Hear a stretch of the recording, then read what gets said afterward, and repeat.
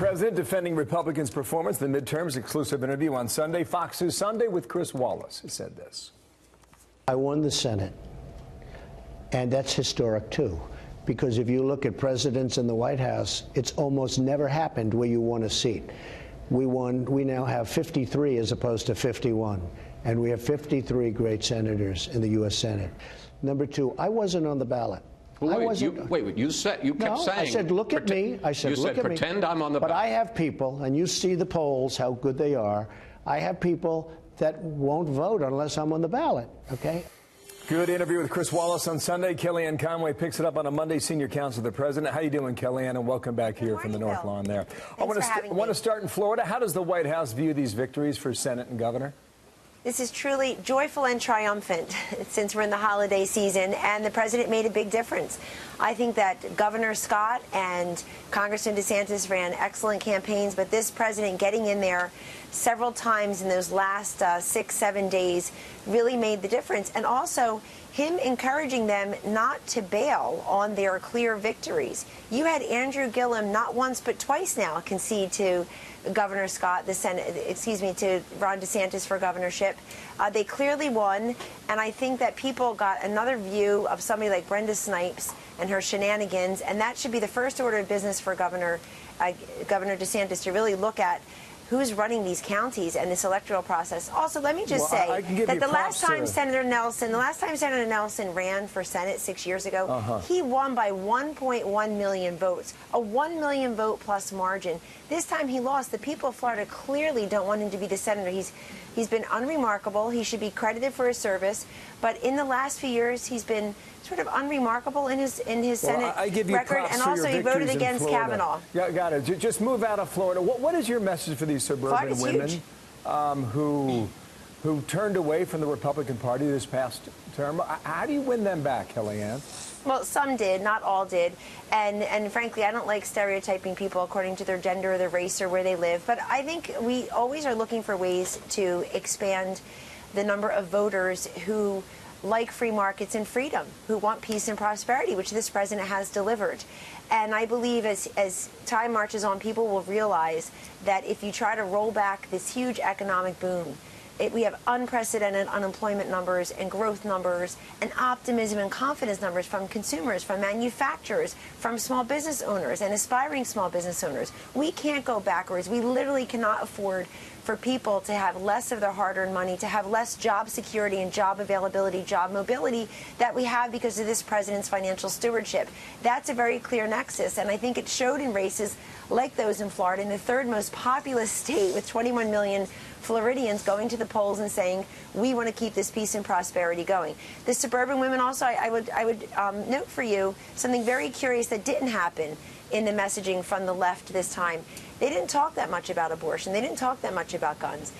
They were talking about other things, but they're going to struggle now in the House as the majority party, figuring out, are they beholden to this new leftward drift to socialism? They've got a 28-year-old socialist from New York who's got a hero's welcome. They have a 72-year-old. They have the 72-year-old socialist from Vermont. Yeah, I get it. I got a lot more I want to squeeze in here, and these are going to be debated over the next 2 years. On the Mueller matter, I heard him tell Chris Wallace that he has submitted answers in writing, not turned them over to Bob Mueller. Can you say before Thanksgiving if those answers will be turned in?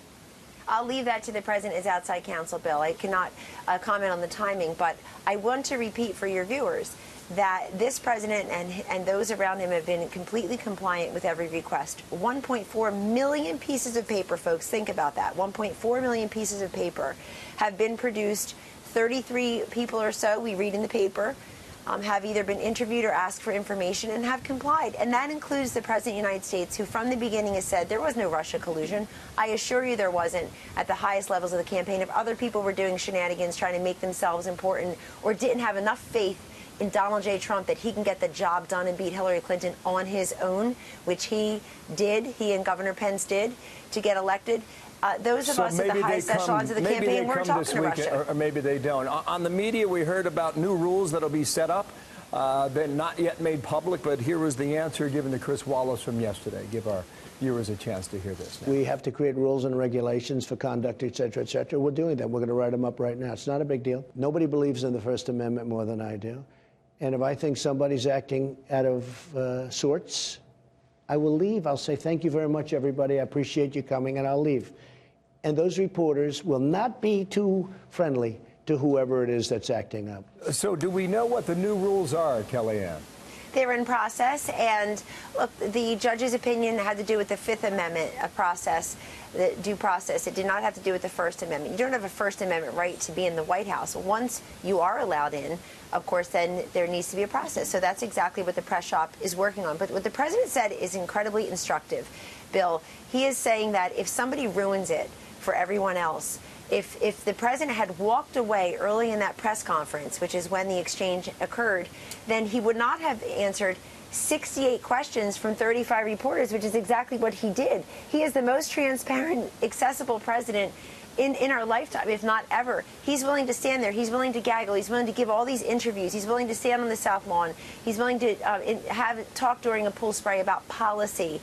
And yet, if one or two are going to ruin that. Right. You may have a lot of White House correspondents watching this interview wondering what the new rules are and what they have to pay attention to. The press shop is deciding that. The press shop is deciding that.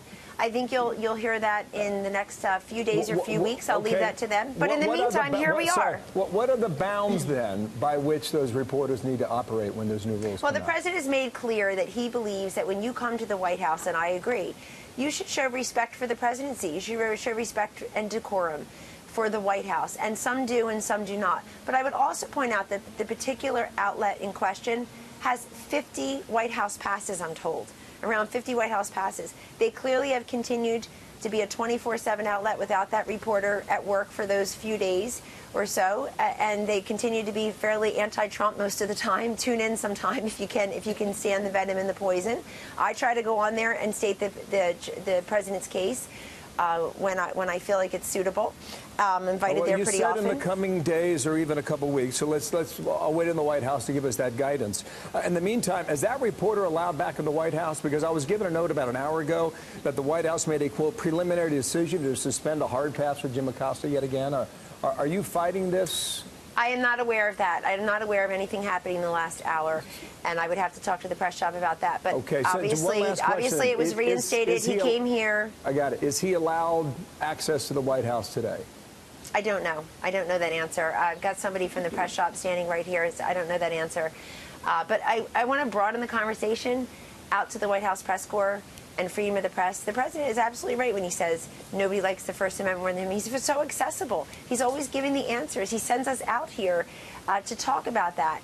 And I'm on TV almost every single day trying to talk about policy. But look at just last week.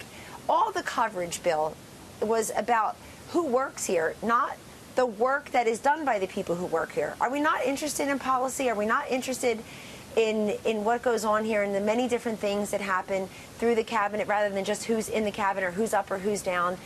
And I guess eventually everybody will be right. Everybody will leave at some point, including the president 6 years from now.